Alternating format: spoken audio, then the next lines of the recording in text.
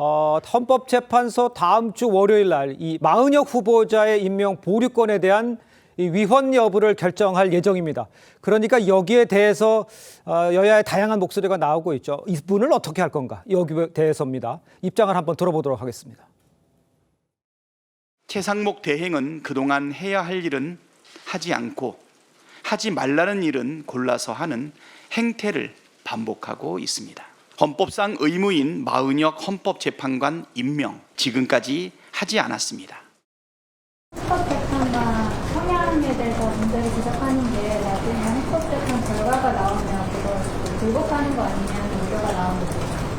그러니까 이런 식으로 그런 불복의 우려를 해소하게끔 해달라. 마은혁 후보자 당신께서 사퇴하신 게 좋겠다. 촉구하러 나온 거죠. 자, 직접 양쪽 이야기를 들어보셨습니다만 다음 주 월요일 날 헌법재판소는 결정을 합니다. 그러니까 어떻게 결정을 할지, 그렇다면 최상목 대행은 여기에 대해서 어떤 선택을 할지, 어떻게 해야 돼 맞는 건지 강성필 대변인께서 얘기 좀 해주시죠. 일단 최상목 대행께서는 뭐 아직 어떤 결론이 헌법재판소에서 나올지 모르지만 그렇습니다. 만약에 헌법재판소에서 마은혁 후보자에 대해서 임명을 해야 된다는 판결이 나온다면 저는 당연히 최상목 그 권한 대행께서 임명을 하셔야 되는 것이 맞다라고 생각합니다.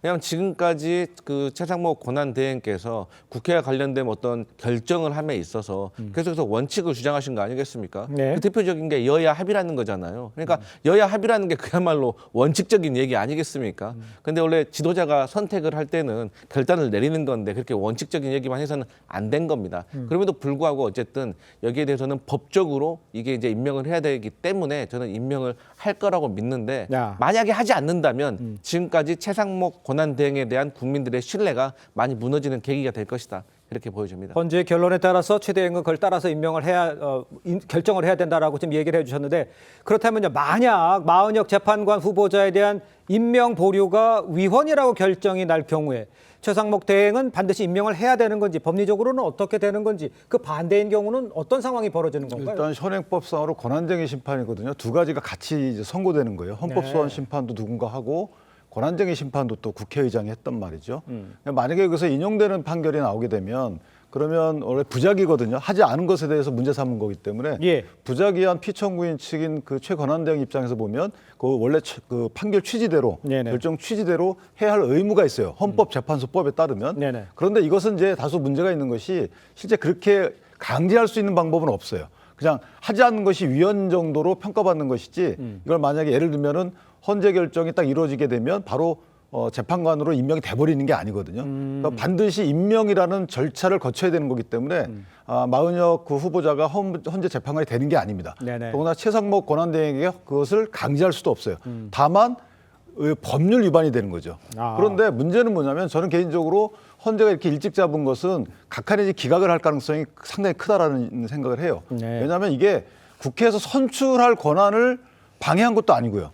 대통령 권한대행이 임명을 안 한다고 해서 국회 선출권을 방해한 건 아니거든요. 그렇다고 국회가 임명권을 가진 것도 아니기 때문에 임명 권한을 누가 갖는지에 대해서 권한쟁의 심판 대상 자체가 안 되는 거죠. 예를 들면 중앙선거관리위원회 구성을 보면 대통령이 임명하는 사람 3인, 그다음에 대법원장이 지명한 사람 3인, 그다음에 국회가 선출한 사람 3인으로 구성한다예요. 그러니까 그때는 그냥 바로 중앙선관위원이 됩니다. 근데 이 재판관 같은 경우에는 그게 아니고 재판관 구인을 대통령이 임명한다 이렇게 조항이 하나 있고요. 다만 2항으로 가면 이 중에서 뭐 3명은 국회 선출하고 3명은 대통령이 임명하고 3명은 대법원장이 지명하는 사람 이렇게 돼 있거든요. 그러니까 결국은 대통령의 임명권이라는 것은 헌법상의 권리입니다. 헌법에 보면 대통령은 헌법과 법률이 정하는 바에 따라서 공무원을 임명한다 이렇게 돼 있어요. 그러니까 헌법재판소법으로 헌법상의 대통령 임명권을 제한할 수가 없는 거죠. 따라서 저는 헌재가 그럴 가능성은 없다고 보고 헌재가 이것을 위헌이다 이렇게 판결할 가능성은 저는 제로라고 봅니다. 그러니까 좀 정리해서 좀 말씀드리면 좀 쉽게 얘기하면 헌법재판소가 결정이 이거는 위헌이다, 그러니까 기각하는 것을 생각하고 있지만 혹시 위헌이라고 해도 최상목 권한대행이 그걸 따라서 임명을 해야 될 상황은 아니다. 아니죠. 오히려 최상목 권한대행 입장에서는 권한쟁의 심판을 청구할 것 같아요. 권한쟁의 심판을 헌법재판소가 그렇게 할 권한이 없다라고 해서 이건 대통령 임명 권한을 강제할 수 있는 권한이 헌재에는 없다 그래서 헌재를 상대로 권한쟁의 심판을 할 가능성이 크다. 알겠습니다. 요걸 하나 더 확인을 해보죠. 근데 지금 아까 우리 호준석 대변인도 언급을 해주셨습니다만 헌법재판소가요, 먼저 제기된 이 한독수 권한대행 탄핵 심판보다 이 마은혁 후보의 이 임명보류 권한쟁의 심판을 먼저 처리하는 지금 이런 상황이 됐잖아요. 그러니까 마은혁 재판관 임명을 강행하는 것 아니냐 이런 이야기를 할 수밖에 없을 것 같아요. 한독수 권한대행권을 먼저 해야 된다라고 지금 생각하시는 거잖아요. 국민의힘에서는. 그러니까 우리 국민들 누구한테 물어봐도 네. 지금 우리나라 국정에 그리고 경제와 민생에 어느 게 더 중요한가, 어느 게 더 시급한가라고 물어보면 예. 국정 전반을 통할하는 대통령 권한대행이 자리가 있느냐 없느냐 그 문제 아니겠습니까? 네네. 최상목 대행이 지금 물론 뭐 큰 탈 없이 하고는 있지만 세 개의 직을 한꺼번에 하고 있는 것입니다. 경제 사령탑만 하더라도 지금 버거운 상황인데 그런데 이제 그동안 국정을 통할해 왔었던 총리가 복귀하느냐 마느냐 이거보다 더 중요한 게 어디 있겠습니까? 예. 그런데 현재는 그거보다 더 8명을 9명으로 만드는 게 더 중요하다 이렇게 만약에 판단을 한 것이라면 그것은 정말 편향된 그 생각들을 하는 것이 아닌가 하는 그런 의심을 더 강하게 갖게 되는 것이죠. 네네. 이제 지금 그 윤 변호사님 말씀 들으니까 기각이나 각하였으면 좋겠다.